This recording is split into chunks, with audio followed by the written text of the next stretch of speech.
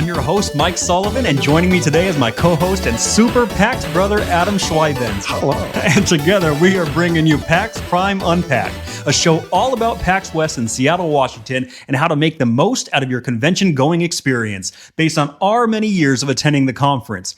We have a ton of best practices to share, good things to know, and how to make the most out of the best gaming convention in the United States. If this is your first PAX experience, or if you're just getting hyped for this year's convention, follow along with our videos as we dive into everything PAX Prime. This video is going to be all about the convention, baby. There is a ton of stuff to see and do, and we just wanted to help make sure that you're able to make the most out of your time, just using our experience from having been there before. All right, Adam, this is one thing that I think about all the time before the convention. It's what to bring to the convention. And I'm going to start off by saying you need to bring a backpack because you're going to be picking up merch. You're going to be carrying your own things that you're going to want to haul around the entire convention, and you're going to need a backpack. So some of the things I recommend are all your video game devices. You're at a video game convention, bring those Switches, bring those Steam Decks, have a good time, especially while you're waiting in some of those lines. But in addition, cell phones, power banks, you're going to want it all. You're going to need it all. So be prepared to have all that stuff in your backpack for the con. You're also going to be doing a ton of walking around. So bring comfortable shoes with you. You'll thank yourself for that. Absolutely. PAX West is in massive convention centers, and inside the convention centers, reception can be a little wonky at times. The Wi-Fi that they have there, it's not bad, but it's not great. So I wouldn't expect to be playing online multiplayer games with your friends.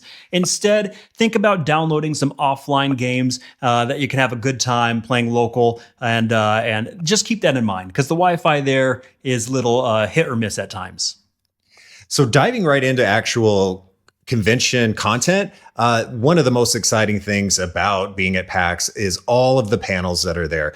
There is everything that you can imagine for every type of interest that you might have. And so we're going to spend some time talking about how to use the PAX Nav app in a future video. And that's how you can kind of organize yourself on what panels you can see and that whole bit of it. But we do want to let you know that the panel schedule usually comes out about 2 weeks before the event. And it's a great time when you get near that time frame to get in there and start picking out what panels you want to go to. Again, the PAX Nav app, you're going to be able to help that be able to pick which panels you want to go to and schedule out your day. But get in there in advance and get an idea of exactly what you want to go see. That's a scheduled event, so that then you can work all the other kind of stuff that you walk around to around those events that you just can't miss. Yeah, for sure. The PAX app is a must-have. Please download it. You're going to love it. And one of the cool things that PAX Nav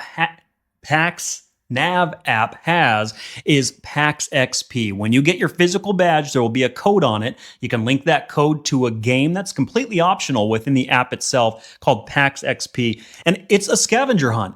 There are QR codes scattered around the convention. There's a whole bunch of them. Some of them are very challenging to find.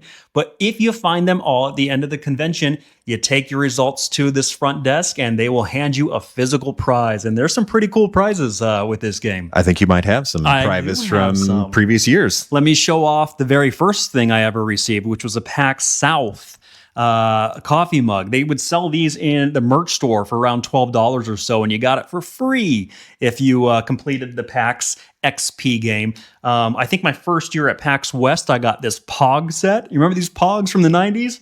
These things are sick. I love them. And the last thing I want to show you guys is I think Adam and I got this last year at PAX West. It's a mechanical keyboard fidget. You see that right there? I've played with this thing for a long time because I'm a fidget guy. But it's fun things to earn with the PAX XP game. Driving his wife crazy with that clicky key. It's true. Now, another thing that is something you're going to want to do right at the start of the convention is get to the merch booth. There is so much awesome merchandise that is official PAX swag that they sell. And this is going to be hoodies, glasses, hats, mouse pads, just all kinds of awesome stuff. And it gets really busy. And some of the most popular items sell out. One of the things that we've learned is day one, First thing, doors open, we head straight for the merch booth. We get in there, and then there's not any line. You're able to kind of go around and make sure that you have an opportunity to get anything that you want. And then also not have to deal with a massive crowd that's there. It's really great to get in there and head straight to that merch booth right away. Absolutely. My very first PAX ever at PAX South, I literally waited in line for merch for over 2 hours.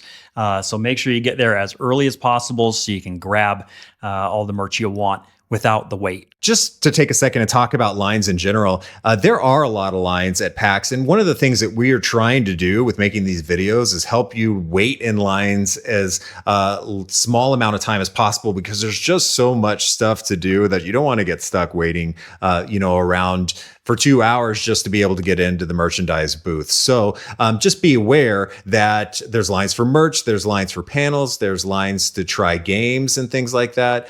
Some of those we'll talk about here and how you can kind of beat the system a little bit with it. But if we talk about lines for panels real quick, just make sure that you're aware that you want to get to a panel if there's one in particular where you want to get a good seat, or you just want to make sure that you don't miss it, because some panels can reach capacity and then they have to turn people away. Just make sure you get there with enough time. And if you see a line starting to form up, hop in it. Make sure you don't miss the opportunity to see the thing that you want to see. That might be worth waiting that little bit of extra time in it. They do a really great job with queue management there and making sure that people aren't going to wait in line just to get turned away.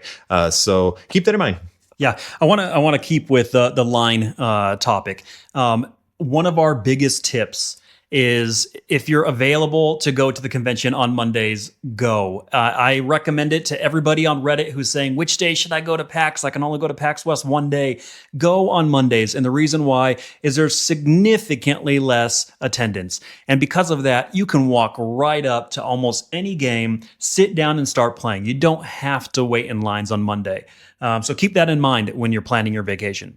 Yeah, this is particularly true when it comes to the Expo Hall, where there's a lot of developers are there showing off really hot games, and you can wait a long time just to get your hands on something that you really want to be able to play. Like last year, it was Borderlands. And then we went on Monday and knowing that there's a lot less people, and had to wait almost no time at all to be able to try that game out and a lot of other games around the show floor. So if you can make it on Monday and you want to plan some time to spend on the expo floor, that's when you can really get a lot of that good hands-on gaming time in. All right, speaking of the Expo Hall, there is one section that I personally consider to be the best, the cream of the crop, and it's called PAX Rising. So these game developers are right there. Their games look super well polished. They play nice.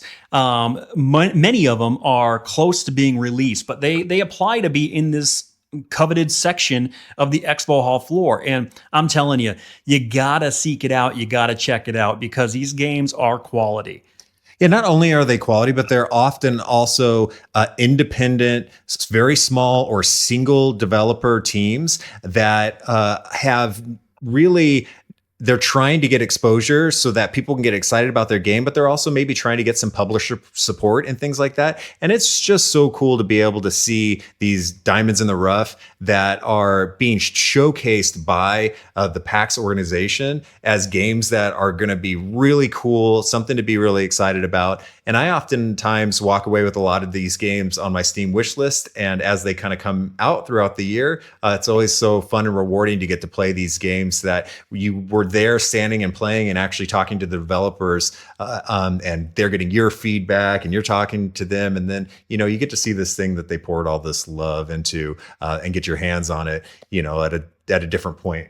Yeah, I love talking to the developers. It's one of the coolest things about the PAX experience, I think. Another really kind of cool and what's really unique to the PAX conference itself is they have this whole section that's called Bring Your Own Computer, and it's really cool. You are actually able to bring your own gaming PC, laptop, even your desktop, haul it into this area and just be around a whole bunch of other PC enthusiasts, talking about your rigs, getting to show them off. Everything about PC is there. Being able to play and have some LAN parties and just have a great time with that group. We've we haven't actually ever brought our own computers just because we travel in from out of town, but we always do kind of stop by and take a look. It is very lively. There are a ton of people always in that area. And I think there are people that come to the convention and spend pretty much their entire time just doing that bit of it. I think so. And some of the setups that these people have are just blow my mind. These towers, these PC towers, with all the RGB lighting, and some of them have like liquid coolers in them that are just really sick. So it's something to check out. Definitely. Speaking of being able to come to the convention and just do the thing you want to do, you're going to see a ton of cosplay. And whether you are somebody who participates in cosplay yourself or just likes to be able to see the effort that some of these people put into their own cosplay outfits, it's really awesome to be able to see that all around through the convention and all these attendees that are there up in their awesome outfits and makeup. I participated last year. It was so good. Yeah, me and 500 of my closest friends wore the exact same outfit, and it was a really great time. But they are so supportive of that. There, the cosplayers love to have their pictures taken and they even have a dedicated space, an entire room for cosplay, for going if you need to freshen up your outfit or if you have some kind of wardrobe malfunction happening. They even have supplies there to help kind of keep you in tip-top shape. As just a free area to go in if you need that. It's really, really cool. Yeah, the cosplay is another thing that's just awesome to see. There's just so many cool things to see at PAX. I love it. I have been a PAX pin collector for a few years now. Not super long, but the tradition of collecting pins at PAX has gone on for who knows how long, just a long time. And I have grown to really love it. Adam is collecting them too. This guy right here wins. Every year you go, you have the opportunity to win a free limited edition. What am I trying to say here? You spin a wheel and it's like a rare, super pen that you can get.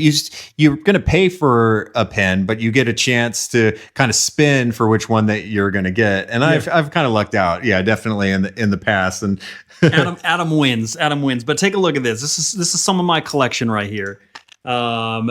Like Adam mentioned, you purchase some of these pins, or you can get some for free just by participating in game demos that are offering them. But if you don't want the pin that you either purchased or that you won, you have the opportunity to go play one of these games and try to get the exclusive ones for that year's PAX theme. So that's what we're talking about. It's a lot of fun. The community is really big into it, and it's something to check out.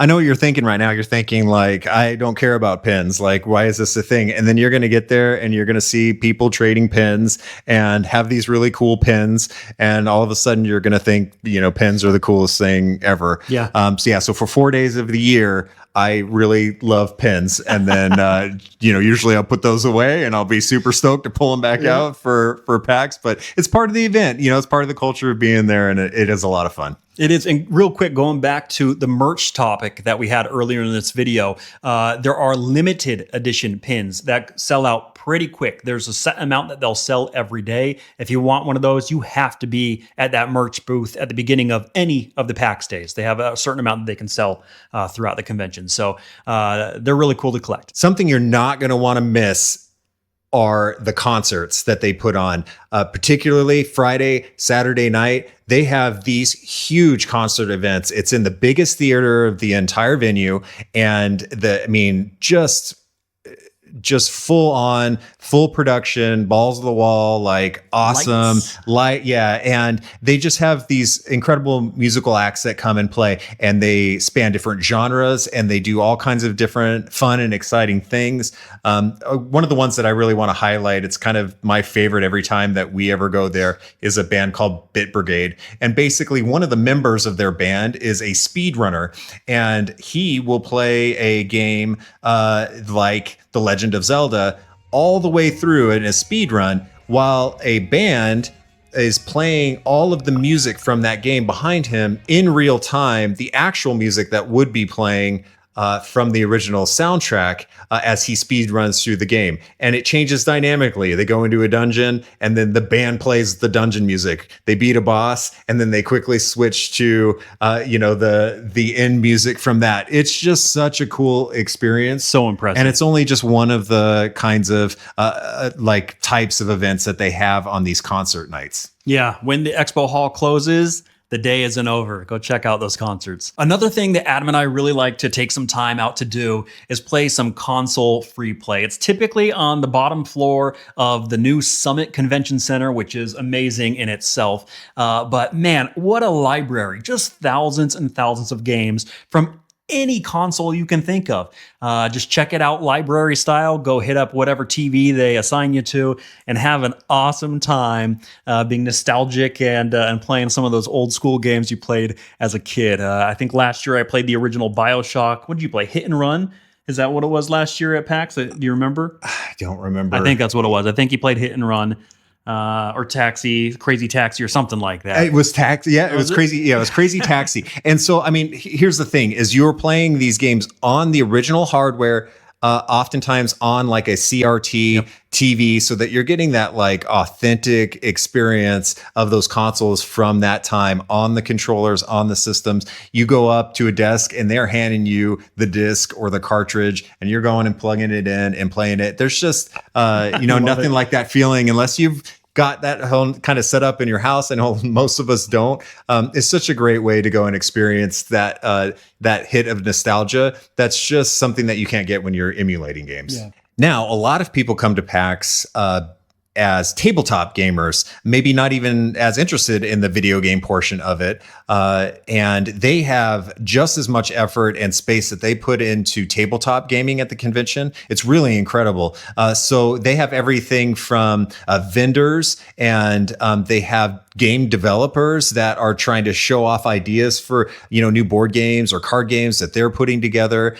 They have booths with just merchandise so that you can buy minifig characters or custom dice and all that kind of stuff. And then they have this just giant library, and just in the same way we were talking about with the console free play, where you can go and check out and sit at a table with your friends or with strangers and play virtually any board game that you can possibly imagine is available to you there. And the ones that are really popular, they have multiple copies of. And so, anytime that we've kind of gone and just like decided we wanted to try some obscure game we heard about, we've been able to find it and sit down and play. So just a really cool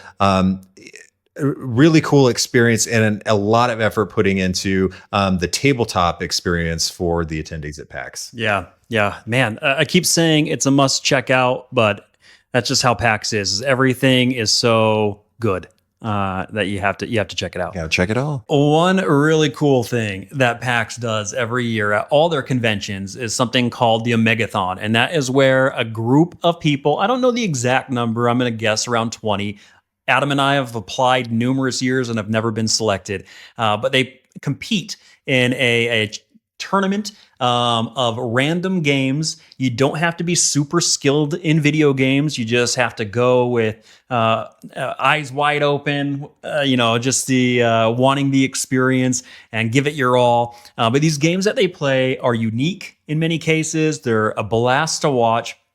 And it's how they close the entire convention. They do the final round of the Omegathon between the last two finalists. Whoever wins gets free tickets to any PAX the next year that they want to go to, which is just a really cool prize to earn. But these tournaments are a blast to watch. The panelist rooms, they are crowded because people want to see what game is going to be played. They want to see how these people are going to handle these unknown games, because I don't think they get much prep into knowing what's on the agenda. So it's kind of a free-for-all, and it's just a lot of fun to go check out. But you'll find that in the PAX Nav app, just like with all the other panels. You'll see the times that the Omegathon rounds are being held, and then the location. You show up and you can just watch people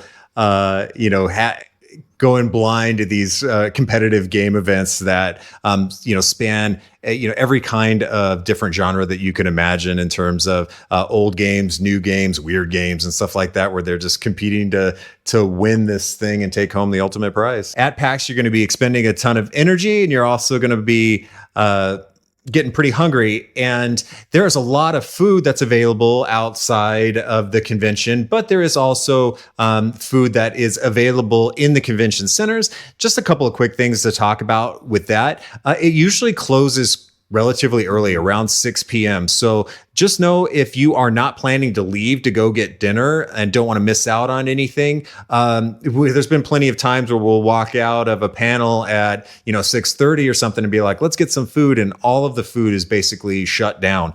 So just keep that in mind. The quality of the food and the selection of the food, there's not a ton, and different spots kind of have a little bit different things that they might offer, but a lot of it is what you would expect from kind of standard large event fare. So it's going to be like hot dogs and chicken tenders and French fries and like box salads and stuff like that. The quality is not bad at all. The pricing is somewhat reasonable for that kind of event. And they have cookies and all that kind of stuff. It's not going to knock your socks off, but it's perfectly well suited for grabbing a bite to eat for lunchtime, so that you don't have to miss out on all the other fun stuff going on. If you do want to have something maybe a little bit better than convention food, there are a lot of food trucks that are also going to be in the area. Not all of them necessarily sanctioned by PAX, but still good. And then they actually have, an entire alleyway, and we'll have the map. We've talked about it before. That's in between the two convention centers that are a lot of variety of really high quality food trucks. Only thing to watch out there is if you're eating around the same time everybody else wants to eat, those lines can get really, really brutal as well. And so while there is good food, just be prepared that if you want to get the really good food truck food, you might be waiting a little bit in line for it. Yeah. The lines are always long, but the food always smells insanely good. The last thing I think we're going to talk about in this video is a key component to the PAX convention, and it's all the enforcers who volunteer their time to help PAX be as successful as it is every year. You'll notice them all walking the halls. They'll all be dressed in most likely a blue t-shirt with a big title of enforcers on there. They're going to help you navigate the convention centers. They're going to help you with your queues going into panels. Just great people who are not just there to help you as an attendee, but they're also typically just lovers of the gaming culture as well. So just very relatable, awesome people. And if you ever have any interest in becoming an enforcer, you can do that on the official PAX West website. They open it up every year, a few months prior to the convention. It's a really great way to give people an opportunity to go and be a part of the convention, and then also get to attend it when they aren't working as enforcers. That's one of the perks of being an enforcer, is getting access to the convention without having to pay for it, which I think is really great. But a lot of these people are doing this just because they love the convention and how happy it makes people to be there, and they just want to volunteer their time to make it as good of an experience as possible. So treat them well, and then certainly appreciate them for what they're doing, because they aren't getting paid anything to do it, and they're always really, really great and helpful. And with that said, thank you so much for watching. If you're interested in seeing more of our PAX related videos, please like and subscribe. We have some other videos that's up there. We're going to have some more coming out in the future. We do enjoy putting these together to share with the community. Yeah, they're so much fun. Feel free to check out my other socials as well. I'm available on all platforms at Sir Uber Noob Poner. YouTube and TikTok are my primary platforms where I post all video game content, nostalgic content in the video game world. And I hope to see you around there. Adam, do you have anything you want to plug? I have something very exciting to plug. Hey. So Mike and I submitted for our own panel this year, and we are very excited to announce that we are going to be hosting Gamer Feud 2026.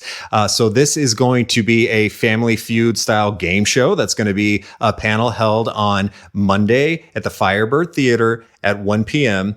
We would love for you to come and be a part of this whole experience. There's going to be audience participation. We're also going to need contestants for the actual game show itself. So come and be prepared for that. We have some cool swag, and we're just going to be, having a good time. Really excited about this opportunity to do this. Hopefully, something we'll get to do, in years to come as well. Oh, I'm stoked, man. I'm stoked. All right, one final shout out to Pyra, who is our PAX East friend. Thank you for the inspiration for a lot of these PAX West videos. And that's it for this episode of PAX Prime Unpacked. See you all at PAX later this year. Bye.